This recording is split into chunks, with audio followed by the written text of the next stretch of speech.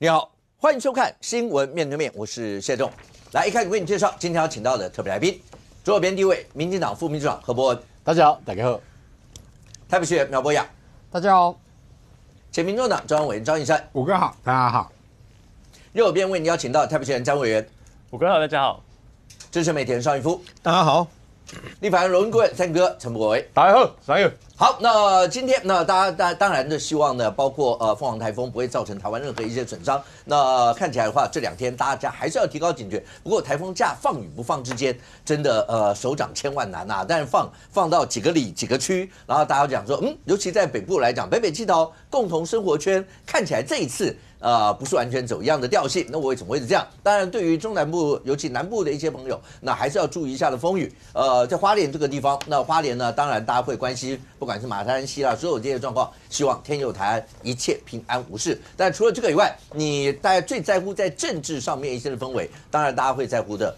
就是国民党主席郑丽文在上礼拜6的时候去参加一场追思的活动，那里面所燃烧出来的一切的纷纷扰扰，那包括这时候你看到，因为我们的副总统是到了欧洲去参加了欧洲议会的一些的活动，当然这里面包括郑丽文怎么解释这一段，甚或未来他会不会在全台湾各地在走的时候要跟所有的国民党说清楚，到底他当时的想法是怎么样，这会不会对未来的选战造成影响？但是对行政长卓荣泰也直接说的，两边一个副总统站上国际舞台，一个是不是站上国共舞台呢？这是行政院长说的，让你先听一下。来，我们纪念白色恐怖的政治受难者，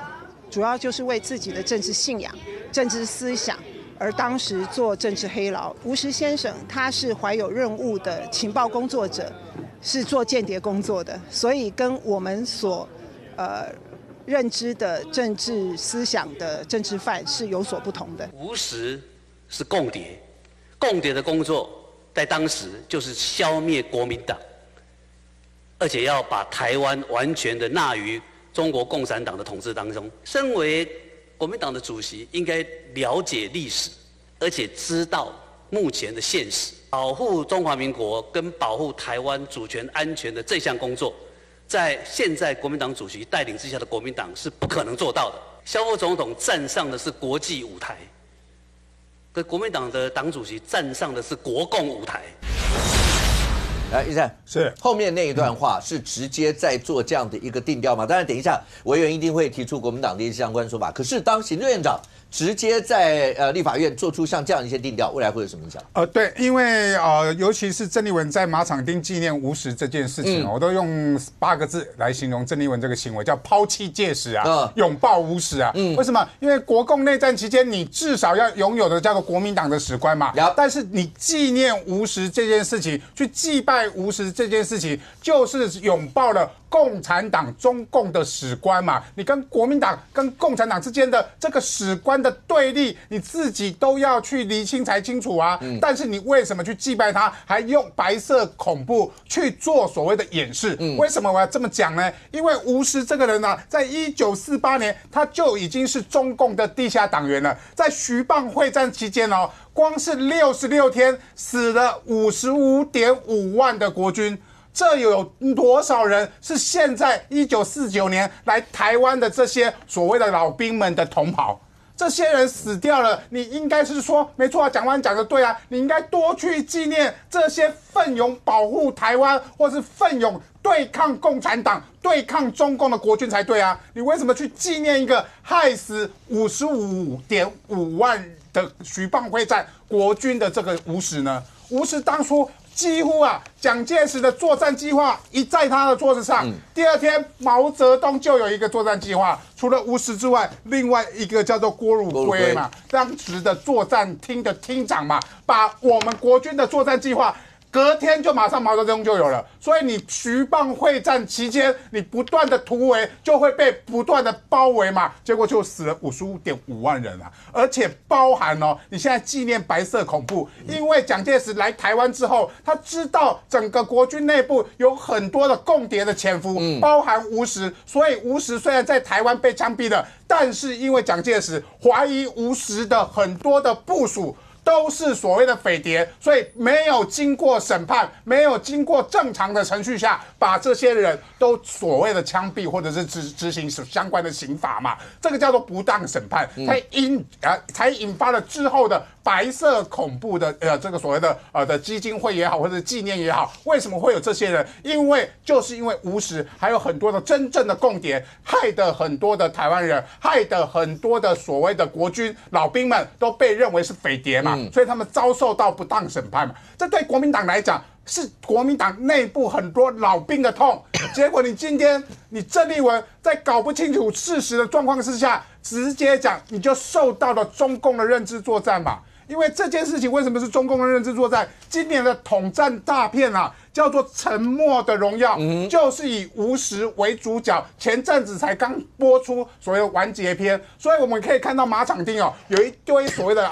中国人二代，或者是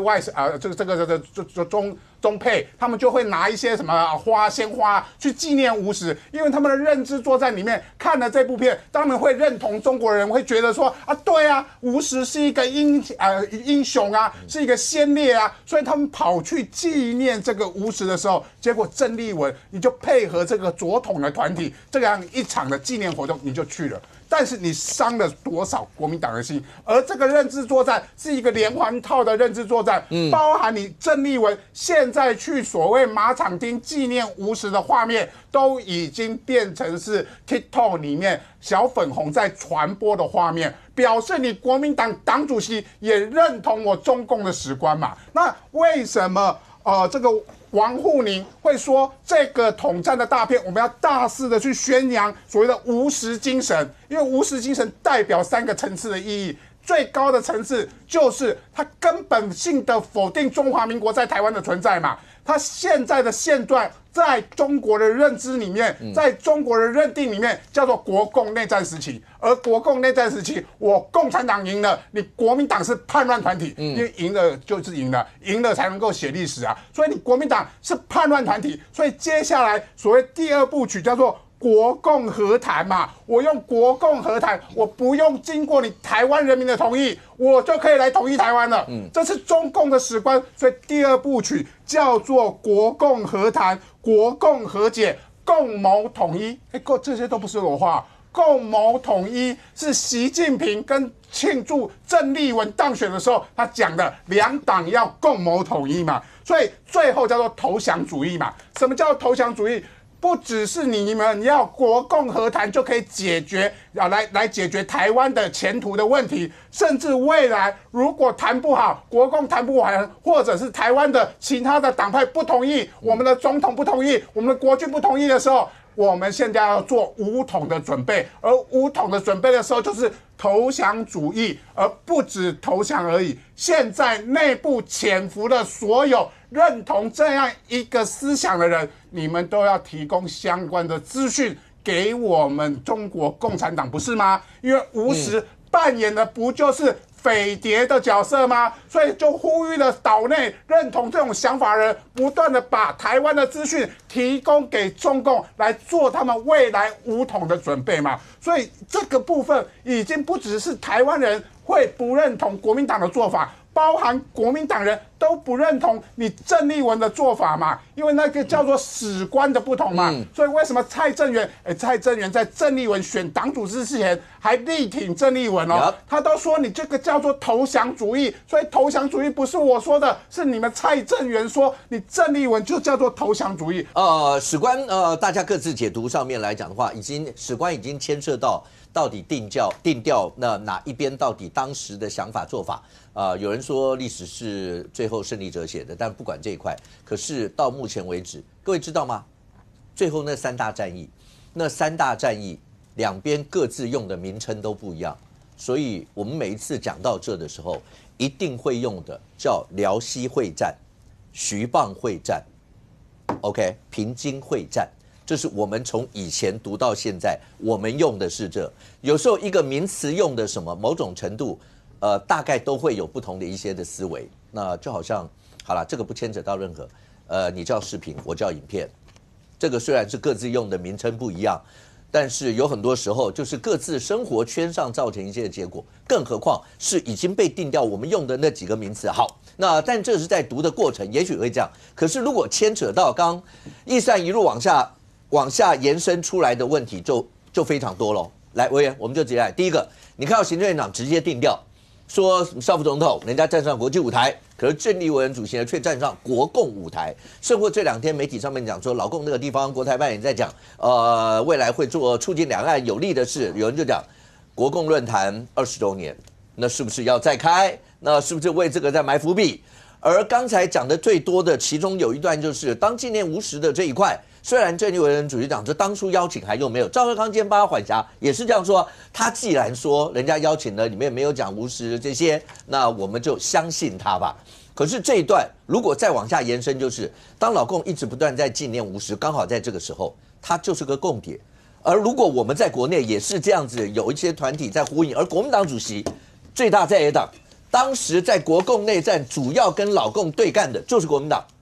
那当国民党主席参加这个以后，会不会造成另外一个大家就觉得，那刚才讲以后如果要是老共对国内，大家都希望春暖花开两岸，可是万一有什么作为，国内会不会有一些人就听到那是50，你就照着50的脚步走，会不会？我想先回应这个卓荣泰院长啊，当然这个前总统站上国际舞台，就当然是这样子没有错哈。但是回到这个郑丽文主席，他站上国共舞台，他用个对比，但是他对比明显就有贬义嘛。按照赖清德总统过去选举的方式，难道民进党不用跟对岸对话吗？那当然，我觉得国共论坛的再起，这样目前不知道。当然，我觉得再起不是问题，问题是来自于再起之后，我们国民党，包含我们出访的这个主席或国民党的干部们，用怎样的态度来面对中国共产党？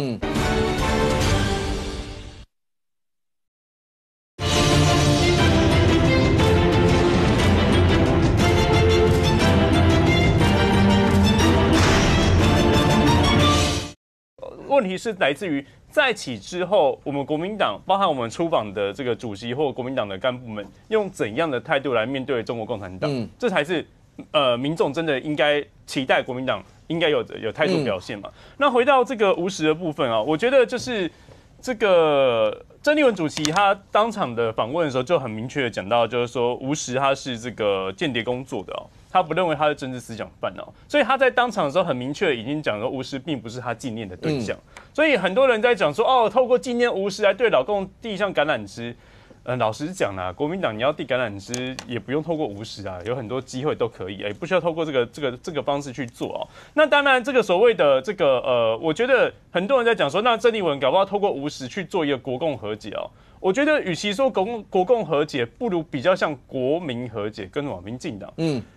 马场叮当这一次这个纪念对象比较以左派，然后过去可能是这个是50地下共产党党员这样子哦。但以马场叮而言，它的确是一个纪念白色恐怖的部分。那大家也知道，当年的白色恐怖其实因为国民党政府当时为了这个打击共谍，把很多可能是台湾把很多台湾人，但他不是共谍的。可能就把他打成说类似人，所以很多包含这个吴鹤宇嘛，这个冤狱等等，然后正在平反。所以我觉得郑丽文他比较像是针对白色恐怖去做一个国民党应该有的态度。如果今天国民党真的走向纪念一个共谍的话，不是郑丽文的问题，是整个国民党的问题。而且老实讲，面对共谍，面对这个老共，从以前到现在最反共的确是国民党。以前打战争到现在都是这样子啊。那所以你面对这个事情，如果是过去的我们一直以来信念的所谓的这个历史的价值，跟我们坚信的信念的话，那如果这个时候真的有纪念共谍的行为，当然会影响到很大的，不是中间选民怎么看国民党，而是国民党自己支持者也会有不同的声音。所以最近看到，不管是这个蔡正元，好，甚至很多蓝营的一些领袖，都有跳出来对郑丽文喊话。那我其实认为我认为郑丽文主席现在正在进行一个这个就是把这个弹性拉大，就是讲实在话，这些都不是过去国民党主席会做的事情。对。但是他做完之后，那当然就是他怎么样去解释这个事情，以及如何转化这个事情，这是目前当然这可能看起来不知道他怎么转化，但的确以国民党的角度来说，他会有一个不同的一个展现出来，而这展现是好是坏，还是端视郑丽文主席接下来怎么发展？你觉得郑丽文主席需要针对这？因为媒体上是说他可能在未来在全团，然后到每个地方去跟国民党的党员在座谈的时候。会去解释这段，但也有很多，包括绿营的有很多人要求郑丽文主席要道歉，要什么什么，很多这一类的词。你觉得他是在内部做这样说明就可以，还是要针对这件事情，不管是不是道歉，要再一次出来的公开说明他当时什么什么这些，有必要吗？我觉得党外必先安内哈，这样的确是国民党内部对于他的路线有一些质疑，他没有对话机会，所以我觉得他现在下去跟，尤其到中南部到各个不同地方去跟国民党党员对话或党组织对话是重要的。OK， 来波。其实我觉得国民党的这个朋友不用替郑丽文主席辩护的这么辛苦。其实郑丽文主席他内心清清楚楚。我告诉大家，他其实要告诉所有的国民党员，召唤所有国民党员认清郑丽文路线，就是这样。不要忘了，他去参加这一次的左统的追思会之前，他难道不清楚说这一次重点的追思里面有非常争议的人物吴石？之前大家就提醒了为什么他铁了心肠一定要去？很简单嘛，我们从事政治的人，常常会有人跟我们讲说，哎，这个出来混的总是要还的，有没有？出来混的总是要还的，要还什么？很简单嘛。你当时赵少康说你是中共介选之下的党主席产生的党主席，这不是我讲的哦，所以你不用急着要反驳我。这个是赵少康你们党内大佬参选过你们的副总统的赵少康所讲说中共介选很严重，然后产生的郑丽文主席，请问吃人一口，甘免嫌人一道，吃人一口还人一斗嘛。所以郑丽文今天做这样事刚好而已啊。我坦白讲，我一点都不意外。我也觉得很为国民党现在很多在党内极力帮他辩护的党员同志，我跟你们讲你们太辛苦了。我告诉大家，郑丽文主席就是要告诉你，我郑丽文的时代，我郑丽文的路线就是这样。好，吴石他就是共谍啊，清清楚楚啊，他不是政治受难者。对国民党来讲，对台湾人来讲，他就是共谍。尤其对国民党来讲，当时在国共内战那种非常深刻的那种不共戴天之仇，那种背骨仔，那一种害的这个国共战争之下牺牲那么多国民党的这个军人，在这种情况之下，竟然今天国民党的这个党主席去面对他，然后行这个致敬之外，还唱安魂曲，安魂曲是老公那边在纪念的所唱的这个曲。他完全照这样的节奏，他也完全没有任何避讳。好，那我很简单为什么今天很多的这个国民党的这些这个要参选的人，我坦白讲，反而是你们自己要注意如果你们觉得要遵从郑丽文主席的路线，你们就遵从。可是我坦白说，他们如果要辩驳也很难。例如说柯志恩，柯志恩他终于讲了一句话，他说吴石是100%的共谍，没有错啦。其实你讲这句话也对可是我也要跟你讲对所有台湾人来讲，郑丽文也是100%国民党票选出来的主席你们的主席就是这样的态度，所以我认为未来你看你们今天所有的各县市2026所有要选举的这些县市长的提名人，你们未来都是郑丽文主席提名的，你们都是郑丽文主席主政之下国民党提名的人，所以我认为要闪也很难闪。但是等一下，我想问一下，你说郑丽文是要明确的宣誓，告诉所有的人，接下来国民党走的就是郑丽文路线，很清楚。你可不可以清楚的讲，郑丽文路线就是什么路线？郑丽文路线就是现在这样的路线，完全配合中国统战的一个路线这个路线不是我讲，也不是我指控，我再次重申，是国民党的大佬赵少康他讲，这是中共介选之下产生的。好，那我要讲，如果面对这样的状况，严格来讲，我说真的，这个除了认贼作父、不共戴天之仇之外，这个他是共谍也清清楚楚。那你郑丽文主席在之前大家提醒你的情况之下，你还做这样的一个决定，我认为很简单。如果真的要彰显说，对不起，这个是我一时失误，这个绝对不是这个我郑丽文的路线。好，那很简单嘛，你今天来那个看哪一位党员例如说，这昨天有一个青年，国民党不是有一个青年党员说去抗议，不要抗议。你就直接去检举，因为照理讲，这种不共戴天之仇，这种严重影响国民党声誉、严重背离国民党价值、严重这个跟本党路线相歧义的这个路线，移送考纪会处理。这个坦白讲，如果移送考纪会处理，应该要受理才对啊。不管你是党员或者是主席你党员你主席也是一般党员所以我认为，如果真的这个要处理，哇，很简单嘛。你除了这个道歉之外，你国民党考纪会应该主动，这个案子我们应该来审议审议。至少我坦白说了，不要说最后是不是真的处理啊，至少做样子吧。至少让主席去有个公开在考纪会讲的这样的一个机会吧。否则未来所有国民党党员完全比照曾丽文路线，我就去每天在纪念共谍。我再请问曾丽文主席，忠烈祠你去了没有？为了保卫台海，为了保卫台湾，牺牲这么多的国军健儿，包括古宁头、金门战役这些，你去忠烈祠去纪念了没有？你去鞠躬了没有？你去献花了没有？没有。你第一个上任之后，第一个献花鞠躬、唱安魂曲的是这个国民党的100%国民党的背骨，100%的共谍就是吴石。所以我认为曾丽文，我认为第一个，当然你对不起台湾人哈。但是我觉得你更对不起国民党党员，更何况你彰显了一件事，就是面对台海的危机，我认为国民党绝对没有办法捍卫台海的安全。我要不要直接回应一下？郑丽文是明确宣示要走的是刚才讲郑丽文路线，如果照刚伯恩讲的话，是所谓的配合中共统战，要做所有的这一切。郑丽文从来就没有做过这样的宣示刚刚伯恩跟是说赵先生在这个选前的时候讲说中共介选，但明显的赵少康是没有指称是谁当然大家把他认为他在说郑丽文那这个东西也没有被证实那以及后来的现在的郑丽文当选之后，那他的所有路线，这个左派这些左派不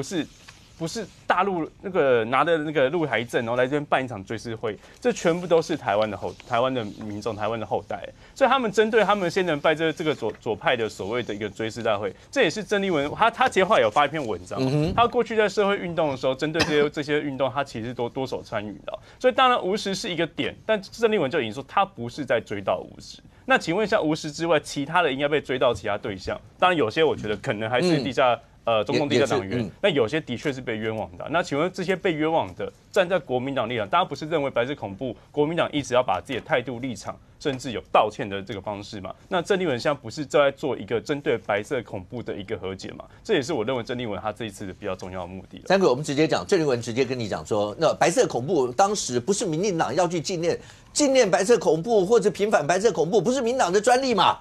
他讲说，从他以前社会运动到现在，他现在要做的也是要凸显这样的一个话题。第二个，事情都不是单一的发生，如果只单一发生，他去那个秋季的那个活动，那你会单纯的解释。可是偏偏一连串的事情是，包括你说萧美琴副总统到了国际舞台，所以会被拿来做一个联想跟比较。另外是 AIT 在这个礼拜会直接问跟郑丽文要问一下，就关于我国防预算的事，因为包括他在德国之音啦，所有这些访问里面直接讲3%超过3%都太多。你以前也曾经在国防委员会待过，所以当着尤其是如果郑丽文你说他直接去了这场秋季，又把国防预算这件事情全部都摆在一起联想的时候，这对郑丽文来讲是不是更需要再做更多的一些说明？国防预算这件事情，我先回答，它一直是一个被简化的议题。国防预算它因为有国防2个字，所以大家会觉得这个数字的高低直接影响国防的安全。客观上来讲是这样没有错，但是实际上是，国民党在执政的时候，他的国防预算也没有比较低啊。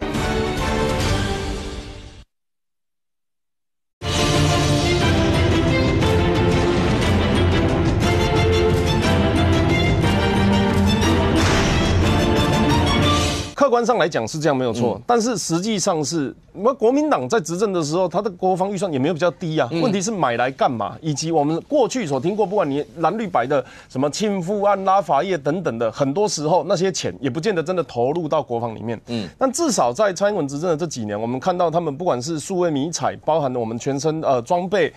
以及到战争武器、战舰武器，甚至是国舰、国造、国际国造等等的。当然有一些还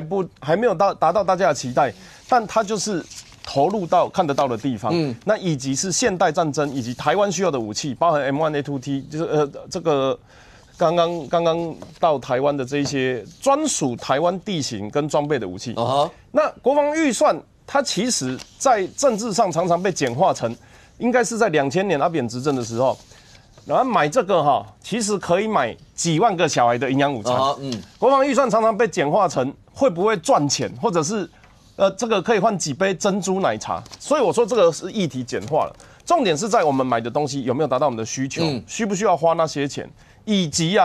我就问大家，台湾你往上看往下看，哪一个国家跟美国没有关系？韩国有驻军，日本有驻军，菲律宾有驻军，那我们没有驻军，有没有我不知道啦，我不能讲太清楚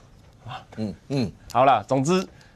这个东西就是世界上你站在不同阵营，你会需要不同的武器。因为再打一场战，最近在哪里？苏丹是不是？内战，莫名其妙挖出一个中国的导弹，大家就在问说，你是不是有介入人家的战争？所以这个就是阵营的差别，武器可以，所以去削弱国防武器，去削弱国防预算。如果你监督的有道理，你把理由讲给大家听听，而不是真的国防预算4个字去攻防，我根本不懂你要的是什么。你说不是3%以上以下，然后多不多多寡的问题。对，很多有的时候人家去答应人家3%、5%，坦白讲他也不知道3%、5%在买什么。这个就是一个政治宣示啦，所以它是一个被简化的问题。重点是有没有增强国防韧性上所需要的武器，包含近代的 MQ-9 无人机那上面有一颗骷髅头，那下面有一个台湾我们要保护因为相对位置来讲，那个骷髅头就是中国所在的位置那大家就知道这个飞机是要打谁。那包含相关的海空武器，大概是这样子预算的东西郑丽文可以提出更完善的建议，但是我觉得无实事件有一个很大的问题是，我们接受到无实2个字的时候，他故事已经讲完了，所以我们要先前情提要，才知道为什么祭拜无实这件事情是非常值得国民党人质疑的。我们刚刚看祭拜现场好像只有搭红布条而已，他没有，他在他后面的那个马场町的那个草皮上面有贴有布条，上面写着牺牲烈士1894至1950无死。那他这不是纪念无死，是纪念谁？再来，他的主办单位叫红色青春白色恐怖，谁有红色青春？再来，现场的工作人员身穿的这个背心上面叫统一义勇军，谁？总不会是统一企业吧 ？7-11 不排除提告。当然，整个看起来就是共产党办的，垮的咱爱下嘛啦，怎么没有其他的人去那边弄？然后接下来这一场办完之后，在抖音里面出现大量的影片，叫做这个感谢沉默的荣耀，让更多人知晓这段历史。这个 hashtag， 那请问沉默的荣耀在演什么？演无实在国民党当间谍的时候回馈的资讯。然后呢，共谍是在干嘛的？共谍如果他出现在民进党，群起挞伐嘛。共谍出现在国民党，党主席祭拜。这个现在就是人家解读的客观印象。国民党如果没有强烈抗议这件事情，就是默认接受这件事情。无实的情报可以给谁？是直通毛泽东跟周恩来。毛泽东在无实离开的时候写了几句话。第一个，无实提供的情报是决战时刻的不凡元首。然后写了一首诗叫《战密史1号》，再写无实。然后在这个天安门广场，我应该在北京的相关的纪念广场，他是把无实当作烈士在祭拜，他是国共台3方认证的共谍啊。蒋介石在下令无实要处死，得知他是共谍的时候，无比震怒，他的手谕上面写死要见尸。促转会被认为是这个比较接近台湾主体意识转型正义的这个组织。他去做白色恐怖资料调查的时候，并没有平反或撤销共谍的判决。他是国共台3方认证的共谍，什么意思？你会跑去祭拜？所以就只有共产党会祭拜啊！我觉得有的时候郑丽文可能玩梗玩过头了。对国民党来讲，白色恐怖能闪就闪，能不要碰就不要碰啦。但他碰下去，里面就没有一个是会支持你的人呐。哪一个人是跟你关系好的？我是白色恐怖的后代，我会接受你来这边跟我有的没有的，除非你真心诚意嘛。如果他是共谍，也不值得你去拜啊。你拜了，你到底要国民党的人怎么跟你想？他有出现一个外公是无实的左右手，在网络上贴文，我外公一辈子戎马为这个为国家，一生戎马。因为无实的案件被判不光荣退伍，那是还好，他没有被连带入狱，所以他没有迁怒蒋介石。可是他就觉得这种人，无实这种人，怎么会有人去拜？搞到那个他外公是无实的旧部嘛，国民党这个忠贞吧，搞到最后那个小孩子是台独，为什么会这样？不就是这一系列？国民党执政或是国民党的管理，或是国民党在事后所做的事情都莫名其妙嘛，所以我常在讲朱立伦那个时候提出一个东西叫什么亲美友日和中我一直在想，我如果今天来这个节目，然后跟你讲说我要亲张一善和苗博雅啊，然后有这个何博文，莫名其妙，我们本来就朋友啊，你干嘛要亲美有什么亲美友日和中？因为你以前是反美仇日啊，然后要灭中嘛，这才是美国国民党在这个1970到1990在台湾的时候发生的事情，所以他要重新强调一次，我改变立场了。而这个和中的过程是最冲突的，美日就算那这个棋桌上牌桌上，大家有的时候民主政府会换。你对中国那个从头到尾，从毛泽东一路到现在的习近平，他哪一次不是想要侵略台湾的？哪一个不是？从来没有改变过立场啊！但是为什么国民党改变立场了？那尤其是已经改变到可以跑去祭拜吴石了。那国民党如果这样子软弱的话，我坦白讲，这一次党主席选举，某种程度是因为国民党的地方组成很多，某种程度就是你们要搞政治要搞空战的，你们自己去投啦。卢秀燕你做搞，你自己倒啦。所以地方派系没有出动嘛，地方派系没有出动的情况下，他看到说我不管会变成这个样子他下一次再进来投的时候，你觉得郑丽文还会上吗？所以这些东西都是政治角力，也是国民党的党中央真空化之后一心向中所产生的这种荒谬的讽刺喜剧啊。不过现在看起来没有是，但郑丽文有回话嘛？刚才委员有讲说。那他有跟你讲说他去，然后他去也没有要祭拜他。他刚才在镜头里面跟你讲，虽然那个用的那个词，很多人到现在还在那个怀有政治任务的情报工作者，类似这样这些词。那但他就不说共谍 ，OK？ 可是这样，他毕竟也告诉你说，我没有要去祭拜他，我就是要去祭拜所谓的白色恐怖的意思。他把民进党那时候讲说白色恐怖有很多要平反什么，把这两个议题显然把它搭在一起。但不管是不是搭在一起，他没有要告诉你说这件事情我对我没有做错。然后那个包括博文刚才是直接讲说，这根本是要明确宣示他未来的路线。可是这样一个路线，2026很快啊，马上就要选啦，更不要讲到2028。2026本来一般都认为对于蓝白合之下，那整个阵营来看，对蓝白是有利的。但是这样的一个路线，虽然地方选举不见得你说两岸之间的关系一定占这么重要的比重，但因为你也要选，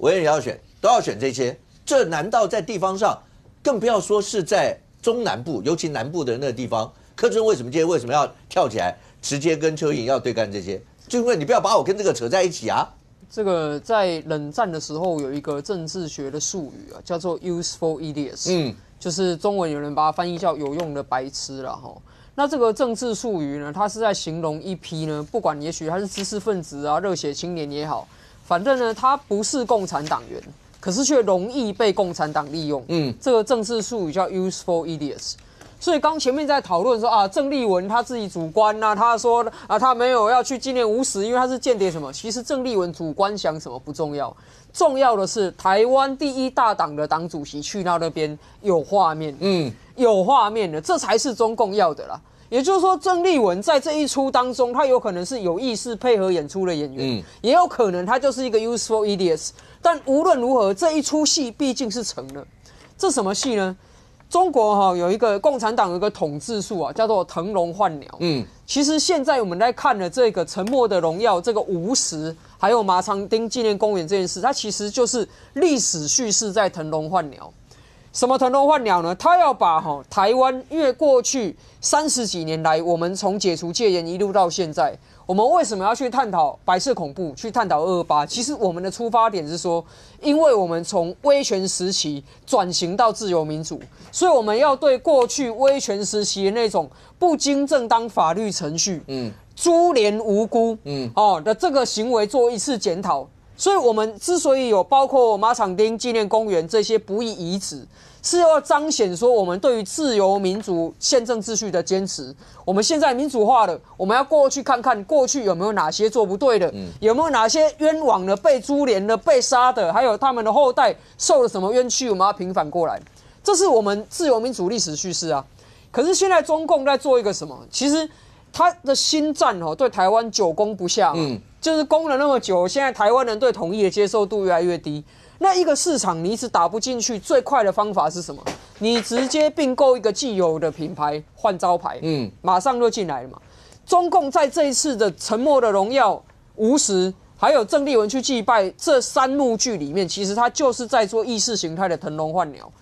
沉默的荣耀》在台湾收看的人不多，因为它没有在台湾的主要电视台上映。他在演的其实就是吴石这个故事。先讲一下，这个吴石基本上他是属于大咖的共谍。怎么样大咖的共谍？他不但呢在中国有他自己个人的纪念碑，在这个纪念碑上呢写了，你看他是就共产党的角度啊，这是他的贡献，他的功劳啦。但是就台湾的角度，这是他造成的伤害。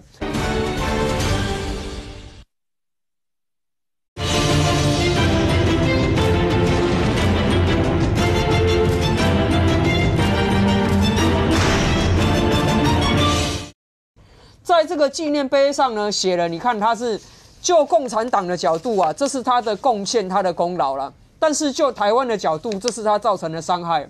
他在淮海渡江的战役提供军事情报500箱啊，500箱。然后呢，在福建省研究院的书库藏匿298箱的绝密档案，甚至1949年8月赴台湾之后啊，还给台湾战区战略的防御图。一直到1950年6月的时候，他们用4个字叫被捕就义了，也就是说蒋介石终于发现，在他身边，他是国防部参谋次长，官拜中将，只有参谋总长跟总统比他大哦。蒋介石终于发现，原来他是共谍了，因为这个沈光伟案子的关系，他被牵出来了。他旁边写的这一首诗啊，惊涛拍孤岛，碧波映天晓，虎穴藏忠魂，曙光迎来早。这个是毛泽东写歌颂他的诗。好了，这个人为什么会在今年的这个时候被中共选作对台宣传主旋律的主角？这不是偶然。在中国，就算你要拍一个20分钟的短片，你都要送审的啦。你如果没有送审通过，中共没有让你拍的话，你就算拍出来也不能给人家看啊。那吴石他不但拍了一部片，还是叫做《沉默的荣耀》，是一个连续剧。这个连续剧上映之后，为什么要讲他的故事？因为他的身份最特别，是他是藏匿在蒋介石身边，第一个位阶最高，第二个有跟来台湾。第三个，在台湾被蒋介石枪决之后，他现在在这所谓的这个不义遗址里面，有他被枪决的位置在台湾，所以吴石是所有共谍里面当中跟蒋介石还有跟台湾连结最强的一个人。好，接下来《沉默的荣耀》拍了嘛，一堆中国人看了，台湾人看的很少，怎么样？第二幕剧叫什么？第二幕剧叫做抖音跟小红书助攻啦。很多住在外县市的朋友不知道，住台北市的也许你有看过马场町纪念公园，在《沉默的荣耀》上映之后啊，开始啊会有很奇怪的一堆人拿着鲜花、素果、凤梨酥去那边，在那边祭拜，而且他们一定会干嘛？一定会拍短影音，一定会直播，一定会抖音，而且一边还要提到什么？一边还要提到《沉默的荣耀》啊，这出剧啊，这让我这看得好感动啊，讲一大堆都要跟《沉默的荣耀》这个 hashtag 有关系的。然后里面呢，甚至还会有一些你听起来诗情画意。沉默的荣耀上集已经告一段落了，下集由我们14亿人共同来完成。这什么意思？什么叫上半部下半部？其实如果你有仔细去看，中国现在在打的主旋律就叫做沉默的荣耀，它是为武统嘛，所以才有这所谓的共谍吴石。上半部演完了，就是骗下党了。但是接下来这个武统的心愿，就要由14亿中国人一起来完成。这个为什么是腾笼换鸟？他把我们台湾为了追求自由民主，要反省过去威权历史的马场町不义遗址纪念公园，腾笼换鸟变成追思共谍、追思共产党的场所。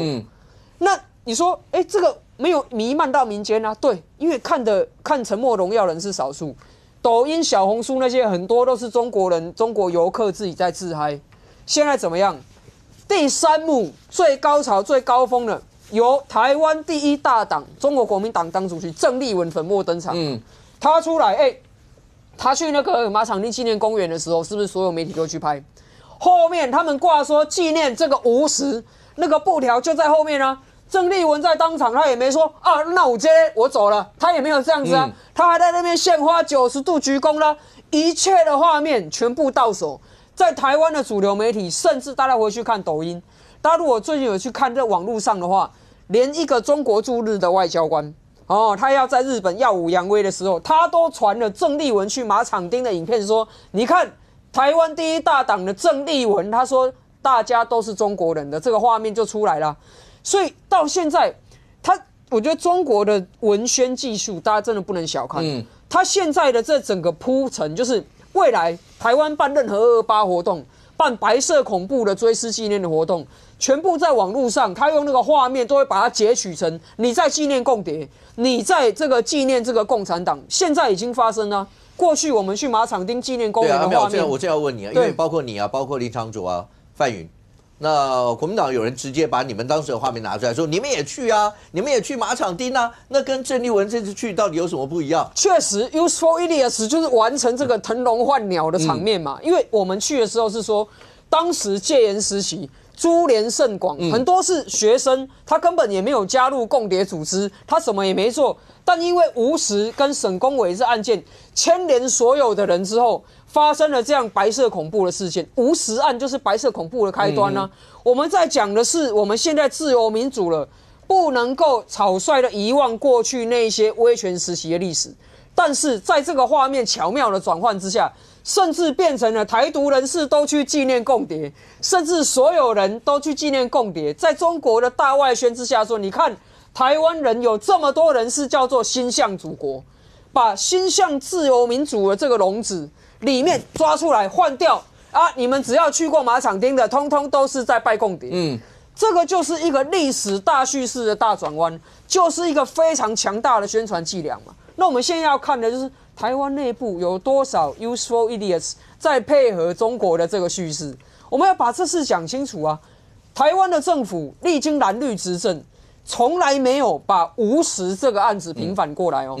现在还有人在混淆视听说有啊，民进党政府有赔偿给吴石的妻子。我跟你讲，那个错，完全错了。因为吴石的妻子在当时也有坐牢，但是他没有当共谍。所以不是吴石犯罪就等于他老婆一定有犯罪。那如果你要把这个东西拉在一起说啊，你看台湾的政府也把吴石平反过来，去为共谍行为建立正当性的话。其实这个就是在讲武统的前奏嘛，他现在要来歌颂这一些共谍啊，那所以未来你们台湾人看好了，当共谍的像吴石这种，你是忠魂忠肝义胆，未来统一台湾啊，祖国解放之后，你们就会跟吴石一样被纪念，这叫做他们叫沉默的荣耀，他要把这个东西打进台湾现在看抖音、看短影音的人心里面嘛。那台湾的政治人物有谁在配合中国的这个腾笼换鸟？大家都。仔细看下去，上公，国民党历任党主席，刚才讲说没有人敢做这样的事。那对郑丽文来讲的话，他会是，委员刚口中讲说，他可能就是想要扩大盘势吧，要用这样的方式。我们换一个术语叫大破大立。你不敢做这样的事，你怎么可能会去拉到其他一些票？但这个做法，某种程度来讲，会不会还没有得其利，反而先受其害？或是他真的本质上他就。知道我就是要这样干，我的未来在整个台湾的选举市场能够因为这样干，这样子能够得到任何一些在选举上的一些好处吗？我们不讲别的，光民众党黄昌也直接就跳出来，吴石是共谍，是客观的事实，这个不用讨论。他显然避这个也避得非常远，所以大家在看这些事情的时候，为什么在这个时候这样做？尤其选战即将要开打的时候，为什么会这样？赵少康、黄昌为什么跑去直接跟赵少康见面？有人解读啦，有人解读说跟赵少康见面，因为赵少康那时候在党主席选战的过程当中，不是也有直言批评过很多的一些事情。那黄昌选择跟他在一起，某种程度也是要告诉大家，第一个，我跟郑丽文那个不同话，好不好？后面要合作再说。但是接下来也有人讲说，会不会那赵少康也希望用这样一些议题，虽然他口中有帮他去缓颊说，哎呀，他说他不知道这些，大家就相信他的话，但其实蓝营内部你也听得到有很多不满的声音。用这样一些方式，在刚当主席1个多月没问题，你继续当，反正架空以后，后面我们自己来自己的，是这样吗？我觉得第一个办这个活动的团体，国民党里面郑丽文被邀请的过程当中，党内没有人知道他是左统嘛？第一个不会不知道吧？当然知道吧？知道，那你就是去统派的活动。第一个你去了统派的活动。那请问你如何大破大立扩展票源层面？没有这个效益嘛。第一个没有这个效益嘛。第二个活动里面就标榜着纪念吴石等人。然后呢，你去了，然后吴石的照片也在那边了。最讽刺的是，你郑丽文自己的官方网那个账号里面自己也 PO 了那个影片，那个影片还把吴石扫过去。你自己的影片都把吴石扫过去了，然后你现在告诉我说这个是怀有任务从事情报工作。徐蚌会战66天，55万国军呢。你用这种形容词，说实在话嘛，全台湾2300万，里面有没有超过1万人知道吴石是谁？在这件事以前，以前谁知道吴石是谁？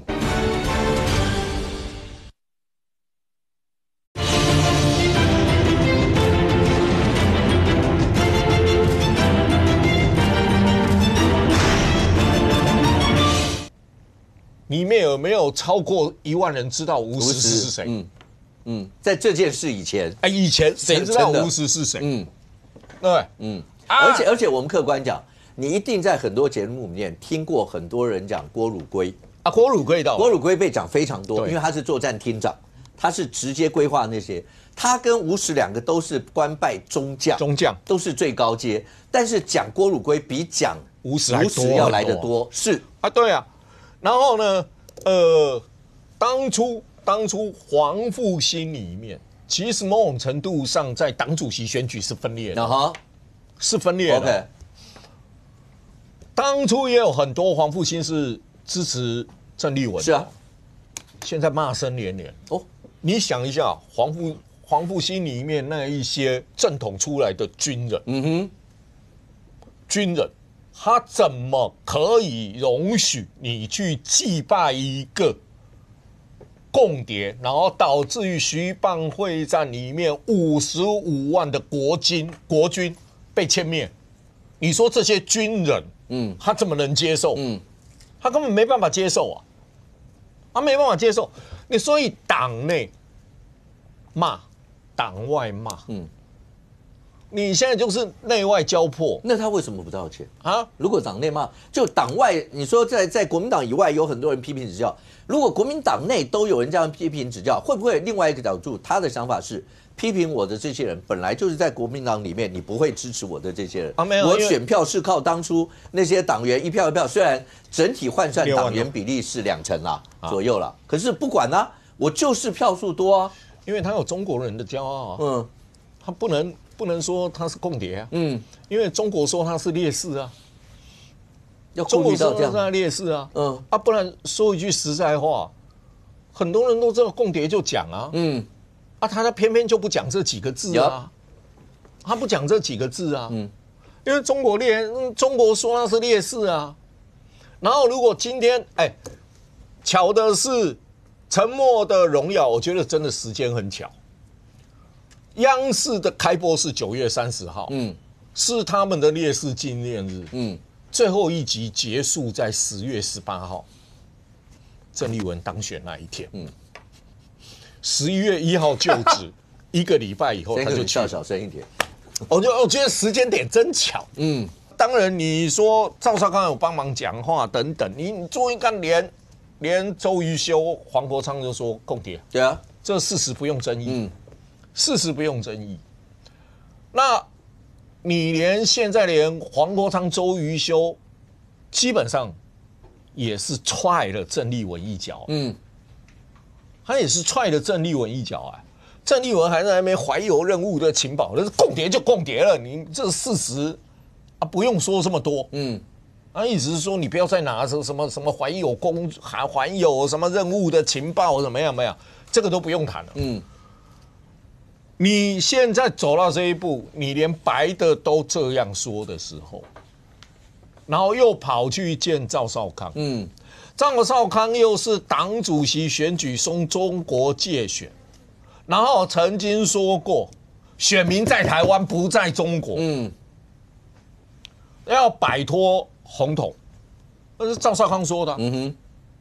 然后你就看共谍，然后马上去见赵少康。虽然赵少康缓颊，我觉得缓颊那也没什么太多的意义了啦，就说个场面话，说个场面话。那回过头来，你看黄国昌跑去看赵少康，其实你注意看，他去见了赵少康，同时周瑜修在节目上面怎么讲？到明年3月哈，火车时间到了就开了，然后这一边跑去见赵少康，一个党主席，一个秘书长，这边跑去不是跟主席讲。不是跟主席谈蓝白合啊，一个秘书长在节目上面告诉你时间点，这用意很明显了吧？我就是在逼迫你郑丽文啊。尚公，你相信到了3月，火车到点就会走了吗？火车有时候也会故障哦，这样子吗？哈，那个误点，OK，误点，我不认为，但是话总是要先撂下来，撂下来嘛，撂下来。其实撂下这个话的时候，某种程度上，你也可以反过来说，其实好像民众党也急了，民众党也急了。好，你记不记得，郑丽文当选的时候曾经说过，他也会尽快的要见黄国昌。黄国昌回了一句话：不急，不急。在党主席选举的时候，郑丽文怎么说的？新北一定是我国民党。那意思告诉黄国昌，你别想，你别想了。那一连串下来，你就看得出来，黄国昌也不急的跟郑丽文，但是他却去跟赵少康用国民党里面的外围。去反过来压迫国民党中央，你尽快，否则你看周瑜修为什么会说出那一个3月的时间点？3月的时间点讲的也很巧妙，因为国民党的提名顺序会不会在3月前提完？不会哦，不会哦。那国民党狠一点的是，你提完名。我提完名，我们再来做2阶，那民众党就没戏唱。我只要完成提完名，我说我提完名你四川，你提黄国昌，那我们来做民调，来做民调，跟我没有提名，你也没有提名，把这2个人来做民调，那个情况会不一样哦，那个情况会不一样哦，因为国民党强。当你民众党弱的时候，都完成提名以后来做民调，那根本就不用做，那根本就不用做。所以你看得出来，黄国昌去找赵少康，他不是有说民调吗？说什么蓝白合提我也会赢苏巧慧，蓝白合会赢苏巧慧这件事情，算是一个让大家会觉得耳目一新的一个点吗？是哦，会哦。为什么要特别来讲？因为蓝白合推的人，一直说不管推谁都会赢不一定啊。那是他的说法所以他的民调我怀疑是不是由求真做的。好，因为你去问新北，我们正传媒做的是苏巧慧赢黄国昌10%。你那个博文也新北出来的，博文反而希望黄国昌，他绝对希望黄国昌蓝白合推黄国昌。忍住，没有，你不要笑，因为有很多人，我们要尊重各个政党的那个。没有，我说你了解的状况，博文大家都熟了，你就没有。有很多人是黄国昌出来要去支持民进党李四川出来，他们支持李四川，里长是这样，业界是这样，对呀，很多里长跟业界是这样。有没有这样？我这样讲这个各个政党他们的合纵连横，这是他们事，我不予评论。但是我们本党推出的苏巧慧是最佳的人选。那我必谈这个问题。我现在先讲一下，其实赵少康去讲黄国昌说的那句话，我认为这个是很不得体赵少康讲说，他说黄国昌讲他说不管是李四川或是我黄国昌出来都会赢请问你把刘和然放在哪里？你把侯友宜放在哪里？你今天要跟人家谈，新北最大咖的是侯友宜侯友宜在新北连续8年，你去看看他过去那个民调，那个何伯，结果他竟然在谈这件事情的时候，完全侯友宜的爱将刘和然，他完全把他抛在一旁。我帮你回忆一下，嘿，赵少康跟侯友宜吃饭的时候，有没有说过啊？刘和然选不赢啊，李四川呐，你说谁？不然我们来做民调嘛。后面赵少康不是就有一份民调出来吗？就有一份民调出来，所以你说他这个他不把刘和然放在眼里，我讲到政治实务了哈。我讲政治实务，第一个我刚刚就讲嘛，你今天要谈判之前，你就先把侯友宜甩一个大耳光，你把刘和然放在旁边当空气，我认为这就不对了。OK， 好，第二个，你真的要怎么和蓝白哈？我认为下一次我再次强调，下一次白党啊，就是民众党最可能赢得的席次，绝对不是县市长，大家心知肚明啊。好。县市长是用来喊牌，那县市长对他们的用意是拉抬小鸡的声势。好，我这几天为了这个，听说黄国昌来势汹汹，我就赶快问了几个，因为我们新北市议会这个不分党派，大家也都很多好朋友嘛，这总是大家会聊一下天。那个听说你们新北市要让白银呐，听说你们新北市哇蓝白合作，你们议员都要跟他们合作，都要让出席次来啊。我问到现在没有一个说要让的啊！我选到底呀，让某一个我不要让也是让给他的那个，不然他的不要讲太白了就知道是让也是让跟他有关系的人，怎么让给这个白银啊？没有一个人说让，我光几顾为连议员都不让，车价都不搞，不要都跑光了哈。所以我认为蓝白合没有那么容易谈哦。你就算上面谈好说怎么合作，你下面这些议员没有瞧好，对白党来讲，一样是没有意义的。再讲真实的，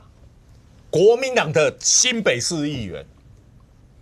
跟一个跟李四川非常熟的人，讲了一段话，告诉你哦，你们不出来的话，我100%支持民进党，我要来去支持苏巧慧，国民党的议员，新北市的议员哦，你笑了，你应该知道谁说的，只有一个吗？国民党的议员哦，我听到了一个，好，我没有知道那么多个，我听到的是议员哦，直接就是讲哦，对，可是它会出现一个很微妙的关系，三个，第一个，黄国昌要先包括面对的很多司法的一些的东西，都没有问题，然后包括好了，你不管有没有到最后是司法的问题，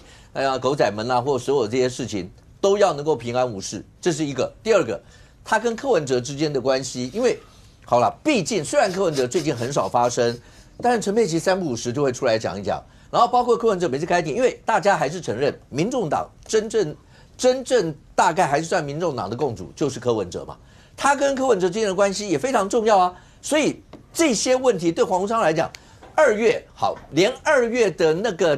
立委条款。媒体上都有报说，民众党是不是有人直接跟柯文哲讲，那个立委条款要不要缓一缓？这些都是他要面对的问题啊。左派右派有一个特色，一右跟随一右啊，一左还有一左，所以这种左统的郑丽文、黄国昌算同一类人这种同性相斥，会互相看对方不爽，郑丽文不是今天无耻才这样子搞呢？他记不记得之前用了一个党外在野大联盟？为了党外那个字，我气很久呢。我读的党外就不是他用的那个党外。大罢免那个时候。对啊，那党外里面有谁？蔡壁如馆长等人嘛。他那个时候也是要腾笼换鸟嘛。腾笼换鸟只有郑丽文会讲吗？黄国昌也讲过这句话。有些小党的这个，我们不要就我们大一辈的。有参加过学运走总统路线、劳动相关的政党，都是这个路数的啊。只是现在比较，因为进入民主化之后，我们比较少，包含秋斗或者是一些劳工团体。我当然不是讲所有劳工团体，但是在那个年代，包含甚至现在在民进党身居要职的，也都有曾经参加过相关组织活动的历史，所以这个都是同一类的政治斗争的手段嘛。那黄国昌跟郑丽文会不爽，就是因为我们市场一样我怎么会看他开心？他们的市场其实就帮他们论述加총理论。为什么大家在讲在台湾叫加총理论嘛？在中国共产党他们的理论叫做开天窗理论。这个是鲁迅在《无声的中国》解释的，说你觉得房间太暗，说要开个窗户，好，大家会在那边啊，可是这个，可是那个啦。你说我要把屋顶拆掉，他就说，我们应该开个窗户。所以这个就是我来到台湾变黄国昌用的加冲理论嘛。最有名的就是当时的沈从案，沈从案到国民党最后都还变成是，就是他可能是共产党，可能是间谍，还要压新闻干嘛的。然后后来说共产党直接说沈从当时被美军奸杀，然后搞到那个美军撤退离开，叫北平，那个时候叫北平。撤退之后，后来打国共内战，老美就没办法帮忙了。那这个就是直接加码嘛，你要这样，我加冲加到爆。郑丽文也在干一样的事情那黄国昌就是在干这件事情的人啊。所以当这些人来到治理的时候，左这个字很多人觉得是进步革新，其实左这个字很简单的逻辑就是改变现况。改变现况要有一个前提，就是它可能变好，也可能变坏嘛。所以当一个无产阶级这个透过斗争取得政权的时候，第一时间会发生什么事情？他不知道怎么治理，饥荒嘛。所以你看，为什么黄国昌会变成关灯人？请问你要怎么治理时代力量？他根本不知道那些根本不同派系的人，他心里在想什么，他也不在意啊。这就是为什么有人说他跨不过淡水河，这多难听呢？人家跨不过浊水溪就已经是蓝绿心中的痛了，对不对？前一阵子才攻到大肚溪，我还跑到大肚溪南岸，吓一跳，越过大肚溪。结果你不是你被人家讲越不过淡水河，所以黄国昌的治理能力被打一个问号。郑丽文也一样啊。你一个无党斗争，无产斗争来到后，这空手套白狼，你也无组织，无派系，无啥货啊！雄你做主席，啊，你主席今嘛规个党没有你主席啊，你早已拜共谍嘛，煮到手了嘛。所以接下来就是国民党的有产阶级啊，这一些所谓的权力结构、地方派系，或者是现任的议员、立委，开始质疑他，我们下一次还要不要选？你再继续拜共谍，我们还要不要选？刚刚上公讲的那个时间段很好啊。接下来上集演完了下集换谁接棒？接下来下集就是换郑丽文接棒啊，不是刚好吗？不然那些人干嘛去那边拍抖音？你说我们台湾人会知道那部戏？不会，那这个真的是故意要去的。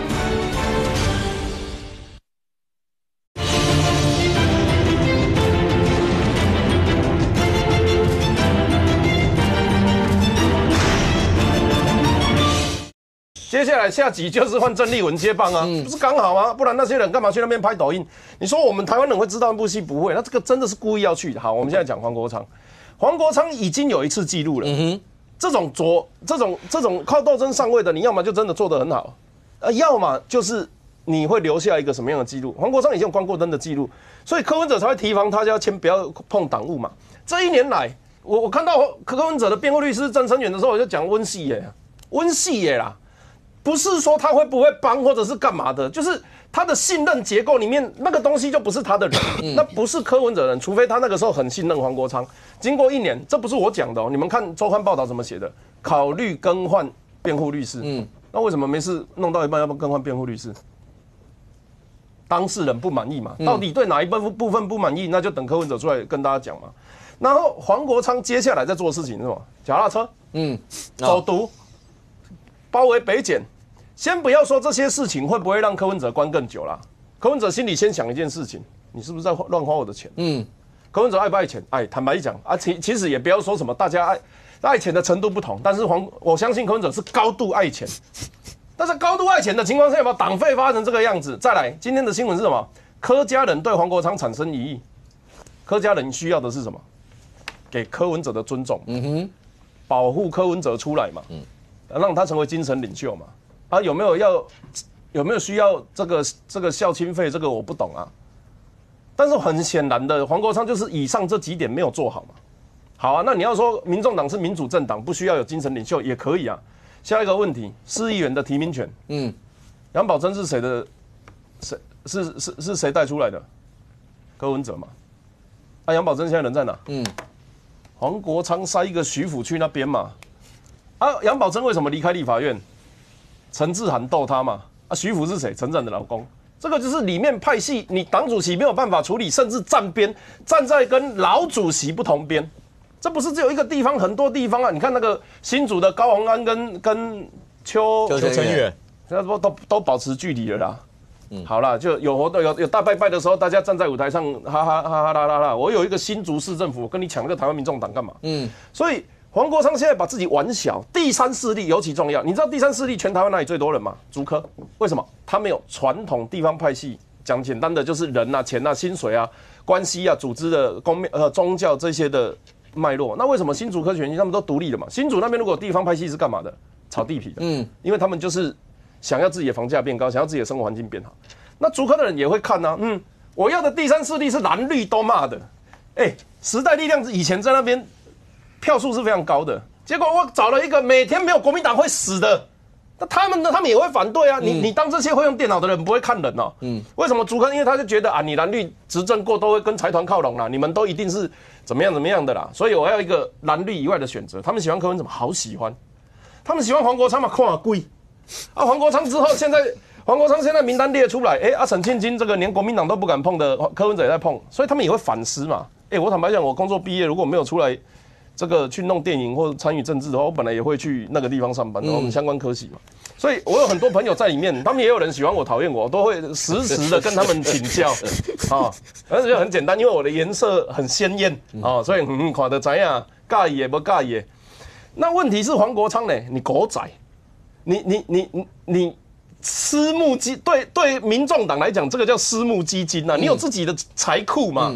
然后你不签了不管党务，又跑来当政党，现在人家开始在怀疑什么？柯文哲当初要让给黄国昌是不是被逼的？是用什么原因逼的？然后再来，黄国昌还没有进入民众党之前，有没有去拍柯文哲嘛？88会馆那个监视器不是有人在对面底下瞧一个镜位，左边有着雨滴的窗户啊，然后上方有着秋风的落叶啊，这样子偷拍的不是呢？它是88会馆里面的监视器呢。那我问你啊，什么台北的龙叉，什么台中的金钱叉，什么高雄的什么叉酒店，我们要去跟他要监视器好要吗？可能上峰好要啊，没有我也要不到。这种监视器好要吗？它也不是公开开的哦，它是私人招待所，私人招待所的监视器好拿吗？那个监视器，黄国昌说我经过调查搜证我们吹哨者协会拿到关键影像，那个不就是监视器？你就跟我讲监视器谁给你的嘛？就那边有一个内鬼，你这边有一个内鬼嘛，那个都不叫吹哨者，那个甚至对我来讲，那个都叫间谍，好不好啊？好，那逻辑简单一点。就是如果让黄国昌继续经营下去，民众党能不能变大？这个就是很直观的嘛。今天有很多什么中部的、哪里的、北部的出来想，第一个，黄国昌能不能拿到新北市长候选人的位置，这对他来讲很重要。即便是假议题，他也要一直做，不然的话，坚持他的理想。对，不然的话，民众党的议员就会把这只母鸡踩过去了，必要的话把这只母鸡拆下来吃了。然后第二个，如果不行的话，能不能辐射到议员的提名权？比如说，他就要跑去跟张委员讲说。牛姐啦，较嫩的啊，较松的啊，帮徐虎应该介绍一个啊，帮他说好话。有那个不蓝不绿的，再帮我们推一下。张慧想电话就直接挂掉了，然后问他是谁？你刚刚谁打给你啊？我不知道，诈骗集团吧？一定是这样子的啊！谁理你啊？你一票我一票的东西，我还会去跟那个不投给我的，拜托他投给你，我是哪里撞到啊？但接下来就是看黄国昌的人和的部分。他现在绿的因为你都要骂绿的来凸显你的声量啊，你被迫只能跟蓝的合作，真正的第三势力跑光了嘛。然后民众党跟财团的关系又跑光了，你最后剩下的其实是纯的政治咖。那我问你，民众党的纯政治咖是哪里来的？蓝绿不要，真的。柯文哲还有打出一套胜利训哦。黄国昌那个我不知道叫狗仔集团是什么集团的那剩下的嘞。就是之前加蓝绿离开的退党的，君不见桃园郑先生啊，什么嘉义林先生啊，什么很多都是这样子，他们都躲在后面，蠢蠢欲动啊，这个才是民众党。你跟人家说年轻，结果不分区，你们知道民众党不分区平均年纪最大吗？他一直以为，大家一直以为他理性科学、年轻务实、第三势力什么挖哥有的没有的，但实际上做出来的完全是反效果。只能说初恋容易让人晕船所以很多第一次投票的人现在还在晕那有的人已经症状好了，发现说这个是骗的，清醒的就赶快跑不然的话再这样子演下去，民众党并不是走一个长远建党的路线。我觉得谈到蓝白合，一定要问一下国民党现在的态度，包括像新北。新北还是坚持，说是刚才讲那两个人各自提名以后，大家去比民调，还是要前面要怎么做，或是像郑丽文主席讲的，新北一定是国民党的，那大家就没得谈人家民众党也已经话已经撂出来，反正3月的时候火车到了点就开，那你们到底要怎么办？那蓝白合之下，媒体上有讲说蓝营有可能让新竹嘉义2市，是这样吗？这个先讲新竹嘉义，新竹可以理解了，因为现在就是高虹安邱成远代理市长嘛，那的确执政的是民众党，你要把它拿回很难呐。这也是为什么一开始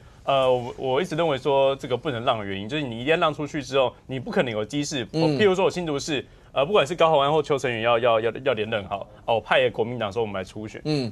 民众党支持者会怎么想？好，所以类似这样。那另外更好玩啊，嘉义市。好，这其实过去也讨论的是宜兰县呐。那嘉义市大家知道黄敏惠市长其实在那边已经经营很多，大家要交接了。那你说嘉义市让民众党去，我觉得现在都是放风声啊。但回到黄国昌问题啊，我觉得黄国昌这一次去找赵少康，反映了一个很重要的问题啊。的确，我觉得某种程度在跟国民党中央叫板哦，透过赵少康来跟叫板。怎么讲？他里面讲啊，内部民调嘛，黄国昌跟李四川都赢。好，那我再问下一个命题：李四川跟黄国昌民调可能会谁赢？然后就蓝白要初选。好，假设最后李四川赢了，代表国民党参加新北市长的选举，黄国昌可以对外讲说啊，我这个川博这个比我厉害一些啊，这个都过去也这个经营新北市，所以输给他我心服口服。但我也是一个能赢的战将，新北市我打不了，我其他县市可不可以？搭配3月。大概就这套组合拳嘛。3月你还有时间，因为老实讲，以县市首长提名，国民党和蓝白会比较慢，好，可能到了这个4、5月都还有可能。但我不是说黄国昌要去其他县市啊，而是用这样子一个方式来找其他县市的可能性。就刚谈到的，不管是新竹市以及嘉义市哦，那我当然觉得蓝白之间县市首长的讨论都好讨论，因为就只有一个名额。那初选或者干嘛或怎么样都可以结果。刚刚比较讲到比较多的是，我觉得议员哦，我不认为议员有蓝白合的空间啊。举例来讲，民众党就是每一区以台北市也每一区都要派一个新的这个议员出来选嘛，就原本既有的连任，那没有议员的就派一个新的嘛，他一定会压迫到非绿选票的空间嘛。那我又不能说，民众你不要选。那民众党既然选之后，讲白点，要是就是民众党掉一席，或者是国民党掉一席，好，那这个时候我们可以协调吗？我们目前看不到啊，协调也怪怪，国民党席次也减少啊，所以这个我觉得议员的部分大概兄弟登山各自努力，而这样子一个兄弟登山各自努力，当然会成为蓝白合之下某种程度的一个矛盾跟一个破口，它未来还会衍生，就是议员普遍不支持蓝白合，但回到立委回到单一选区的时候，蓝白合继续，那这当然会对选民来说会是一个矛盾跟撕裂。阿苗，你们自己要参选，你会怎么样看待蓝白合这样的一个状态？当然对洪昌来讲，我刚刚讲，如果他要很顺利参选，包括跟国民党之间的合作，其实中间有很多的问题要解决，包括个人的一些司法有没有面临到司法的问题啊，或者这些。那2年条款到目前为止看不出来柯文哲有任何动摇的一些迹象，可是媒体上面就传说有人去跟柯文哲讲说，要不要是这就是缓一缓吧，因为一次换8个，会不会对7个？会不会对于柯文哲，连柯文哲也需要有这么大一个军团呢？那个战力能够跟这样比吗？某种程度来讲，尤其黄国昌过了2月，大家不都在讲说，如果过了2月他没有立委的保护伞，那他会不会面临到更多的一些的问题？其实讲白了啦，柯文哲被羁押的时候，2年条款都一直在。那现在柯文哲已经在外面自由之身了，2年条款更没有废除的理由啊。因为当时会在讨论说是不是废除他们这个2年条款，是怕这个白色的党群龙无首嘛，说你党主席万一只有一个阳春党主席没有立委会怎么样嘛？可是现在真正永远的柯主席已经回来啦，对不对？所以还有什么要废除2年条款的理由，实在看不出来。从政治上面来看的话，黄国昌他如果此时此刻突然就说他要废掉2年条款，那其实也只是为了他跟这个柯文哲之间的这种权力关系，再增加一些紧张的不确定因素而已啦。所以我也不认为，就算从黄国昌的角度出发，他可能都不会积极去推动废除2年条款啊。那再来就是说，其实以柯文哲现在的状态来说，他能够争取到交保啊，其实他在法律上面已经争取到一个很好的位置。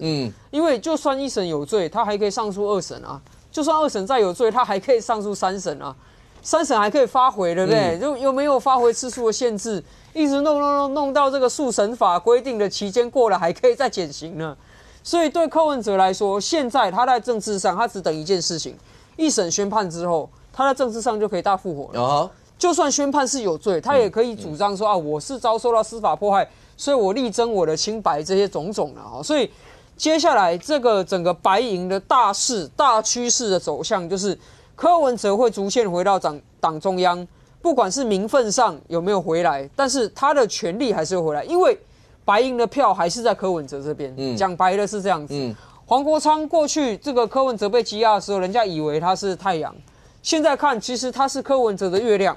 真正的能量的来源还是在柯文哲身上，黄国昌只是反射而已嘛。你看他这个周末的时候花费了好大的心思，他做了一个说北高360骑脚踏车什么的，也没有多少媒体在关注啊。因为为什么？因为柯文哲没有一起去嘛。柯文哲得一起去，甚至柯文哲要在起点或终点给他加持，那个媒体的声量才会回来。所以这个趋势大趋势非常的清楚。所以黄国昌现在他的新北市长之战，对他个人而言，当然是他自己黄国昌的政治生命的存续点。但是对柯文哲而言，黄国昌的新北市长之战，其实是他能不能够再一次的杠杆蓝营的一个试金石啊。我觉得对他们两个来讲，这个差异在这里。所以到底会不会真的所谓的比民调，然后3月的时候火车能不能开走？我认为关键点是柯文哲的决定啊，跟黄国昌的自主自由意志没有太大关系了。因为柯文哲一句话，如果说啊，我们今天就是参选到底，黄国昌难道还可以退缩，说不要主席，我民调输了，所以我要退选？不可能嘛，对不对？当今天柯文哲有需要，他要拿这个去跟国民党杠杆的时候，即使你是黄国昌，你也是我杠杆的其中一个砝码，只是非常大的一个砝码这样子而已。那如果今天柯文哲他说，着眼于2028，为了未来蓝白合，也许我还有机会再搭配竞选正副总统，所以国昌你要退，难道黄国昌他有可能参选到底吗？不会了。所以也难怪啊，就是说郑丽文他当选国民党主席之后，当然他表面上对黄国昌是不出恶言，但实际上现在国民党要谈的对象还是会回到柯文哲去。柯文哲才是这一个党能不能要往哪一个，往东走往西走最重要的一个方向盘，最重要的一股力量。那最近这个周刊媒体报道说啊，是不是党内啊有些人对黄国昌的领导有维持啊这些等等，我觉得这都是花边了，因为黄国昌的领导风格这10几年来全部没有变过。从太阳花到时代力量到现在白色力量，黄国昌的领导风格其实就是唯我独尊，然后照顾跟随他的人，在跟随他的人之外，对不起，那些都是你们自己要各凭本事，你们自己要求生存的。所以他跟柯文哲的差异也是在这边，因为柯文哲他是一个，不管你对他的评价有正有负啦，这些都好，但柯文哲他是一个更比黄国昌更能够拉拢到不同的人，愿意在某些时刻加入他的队伍的人。所以现在黄国昌对他来说，他剩下的这个所谓的每天记者会的舞台吧，好，然后呢，持续的去跟这个李四川叫板，去跟国民党叫板，去累积他个人的能量，但他的命运最终还是要看柯文哲对蓝白合的想法。那至于个别议员的思考，我想更不在他们的蓝图之内。我最近有听我们台北市议会议长戴锡清啊，他现在是国民党台北市党部的主委。戴锡清议长他接受专访的时候直接讲啊，如果蓝白合的话，蒋万安当然要去帮白营的议员候选人站台，已经上层的结构已经是这样了。我觉得个别的国民党议员是很难改变这个上层结构。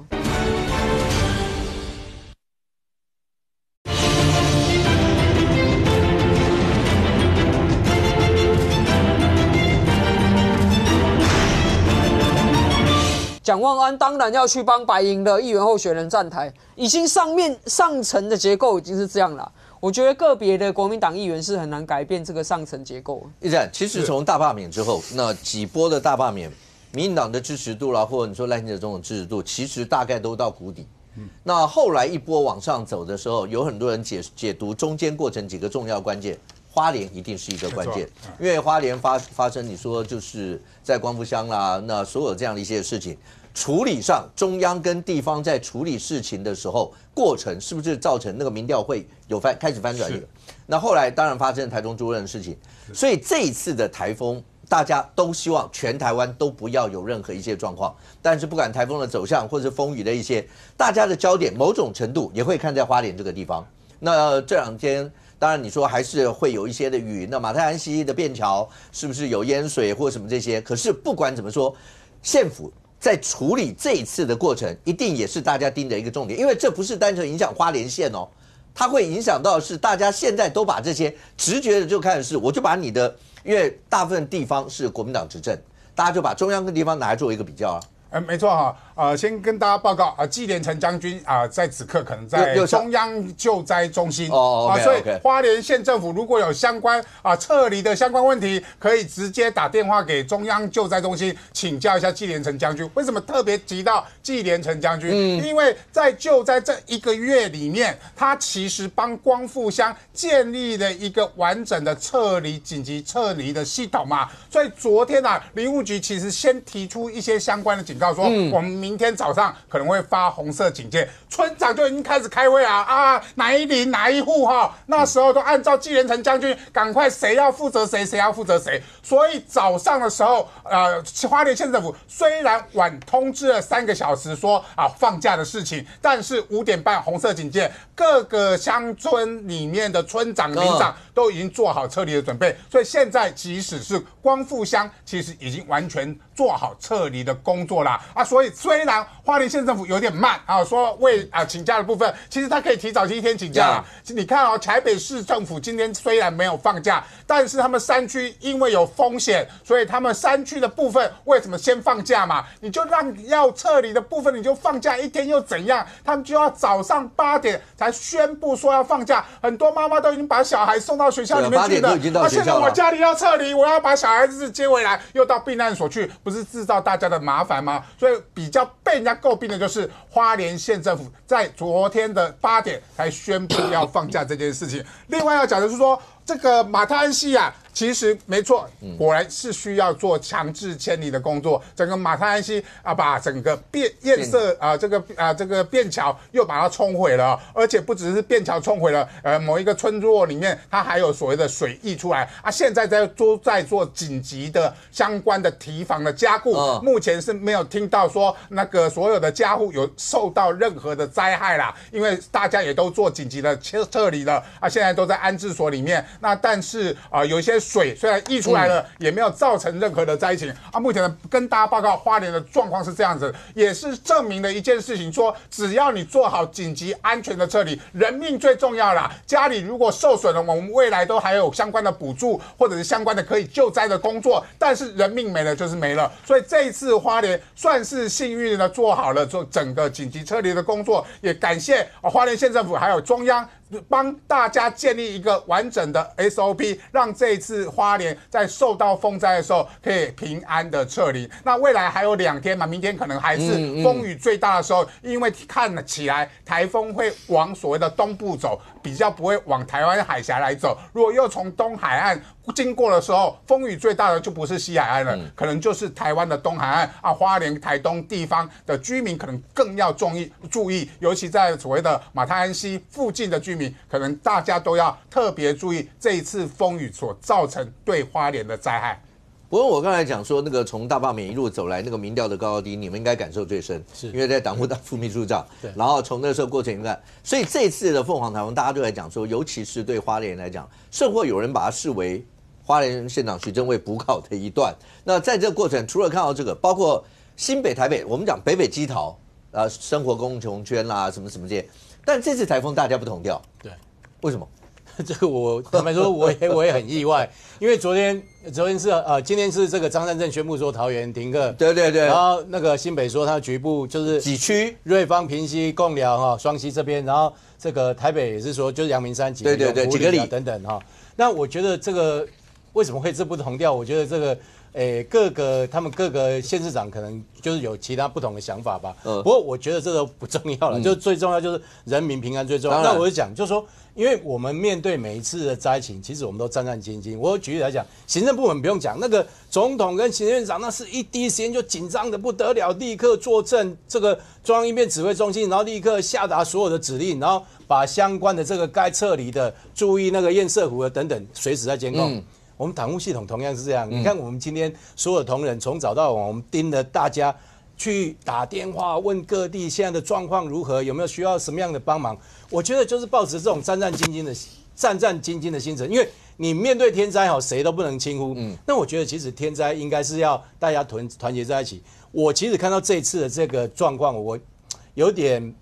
觉得欣慰，可是有点难过。就是说，假设上一次的撤离这个可以稍微用心一点，其实当然你说这个洪水冲下来，一定会有一些房舍的损坏等等，可是至少人命的那个是可以防舍跑不掉，但是人基本上如果都能安全这才最重要。没有错，所以我觉得从这次的这个事后，我们看到就是说。这个如果前一次能够有做这样安顿，其实是不会有这样的状况发生。所以我觉得就是说，为什么刚刚这个武哥你说我们慢慢的就是说累积起，因为我觉得那是民众的信任度，民众觉得说这样的一个执政党，虽然我们大罢免那个时候，因为很多支持者觉得大罢免原先应该是很成功，结果大家觉得很失望，那跌落到谷底，所以那个时候很多人是不愿意表态。那慢慢的现在又对这个执政党，感觉就执政党确实很认真，有在做事情。我不敢说我们做的多好，但是战战兢兢的在回应民意。OK， 委员刚刚讲到说，其实这次对地方政府，跟中央之间大家都拿来做比较，你们对这个部分的看法，尤其像花莲县啊这些，在过程当中是不是真的应该可以做得更好？那当然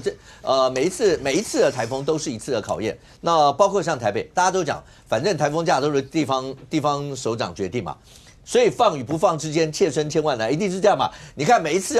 要到台风前，蒋万安脸书上面一定都是最帅的市长，什么，一定都是这样。等到不宣布放假，我再给你一次机会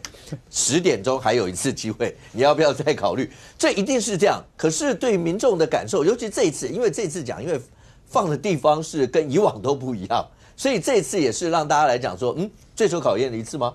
我想，因为过去叫做北北基桃共同生活圈所以代表说这个部分哪一个城市它有放到台风假标准，其他县市就统一放假就便利大家的这个上班不用舟车劳顿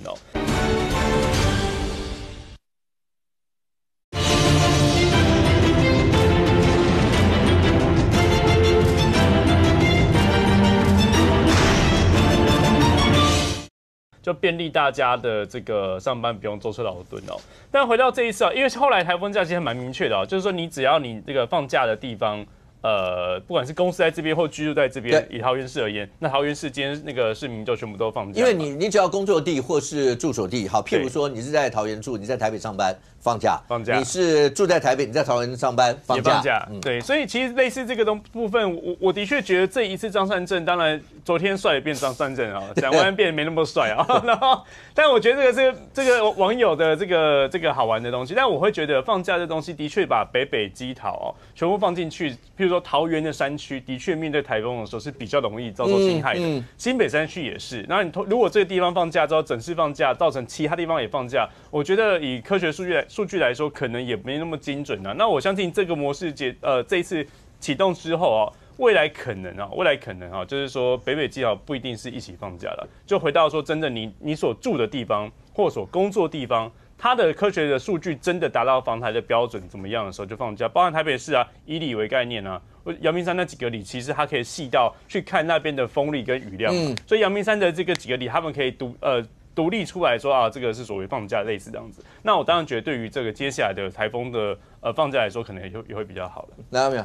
其实台风假这件事情，法规的规定已经很完备了嘛，所以我觉得是这个标准到了要停班停课嘛，那标准没到就不要停嘛。可是我觉得这几年来好像有太多的政治考量反而有点庸人自扰了。比如说之前这个。曾经有一次其实没有达标，但是因为基隆抢先宣布了，所以北基桃那4位突然就说好吧，那基隆宣布了，我们就共同生活圈就全部都放吧。后来发现说大部分地方没达标嘛。那像上一次全台北市其实按照预报是大豪雨已经达标了，但是当时的蒋市长呢不知道为什么他就是那这个不行都没有达标不要放，然后呢也造成了很多市民生活上的不便嘛。那这一次桃园也很奇怪，他冲在前面，突然说要放然后其他又说，那不然我们这次不要北基桃共同生活圈了。然后台北市这个也是很精细啦细到里啦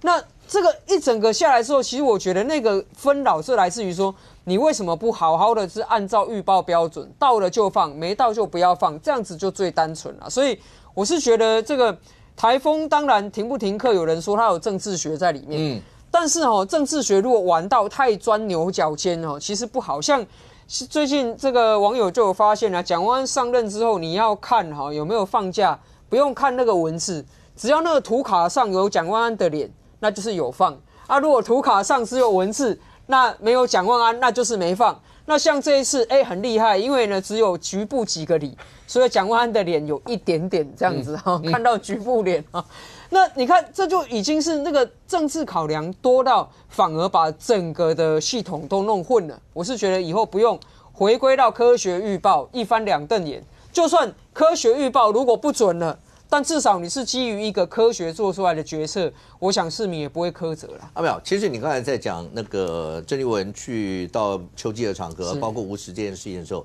当然讲到了整个包括在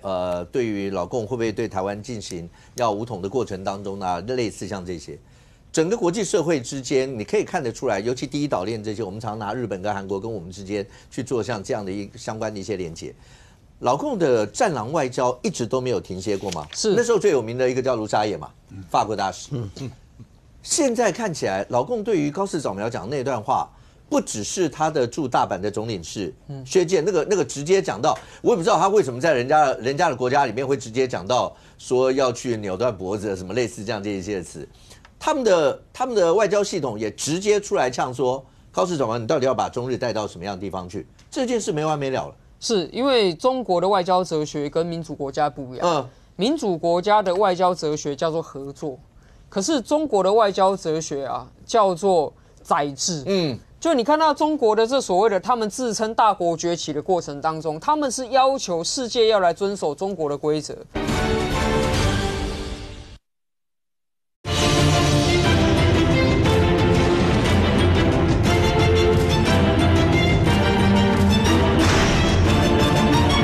民主国家的外交哲学叫做合作，可是中国的外交哲学啊叫做宰制。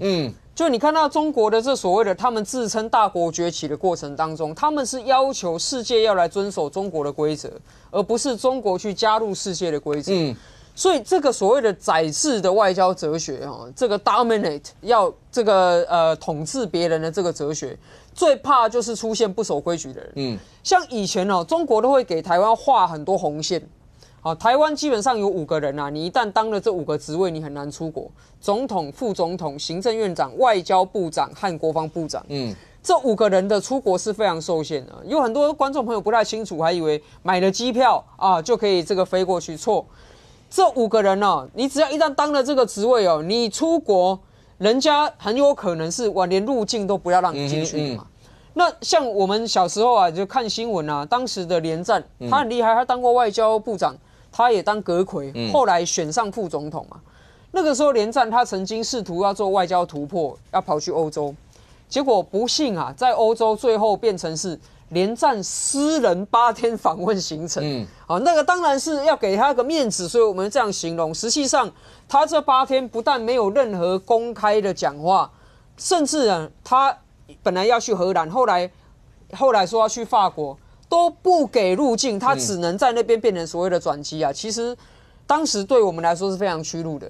然后我们的这个小时候也看过李登辉前总统当时他卸任，卸任之后他为了要去访日，他还必须要有一个健康理由，说我要装心脏支架。日本政府才说那不然这是人道，这是健康的理由，不是让你来访问日本，都要用这样子拐弯抹角的方式。那可是你看现在整个世界不一样啦。这个我们的蔡前总统卸任之后，去过英国，去过很多国家，现在去到德国之后，他直接还发表公开演说嘛。我们的现任副总统不但可以入境到欧洲，甚至可以走进欧洲议会的议事厅里面，还用了这个副总统 Vice President 的这样的名称，还发表公开的讲话。这些都是我们小时候非常难以想象。那对于中国来说，为什么他要暴跳如雷？因为这代表了欧洲国家没有要遵守他的规则。那就日本来讲，其实高市首相他讲的东西只比安倍多一步而已。安倍讲说台湾有事就是日本有事嘛。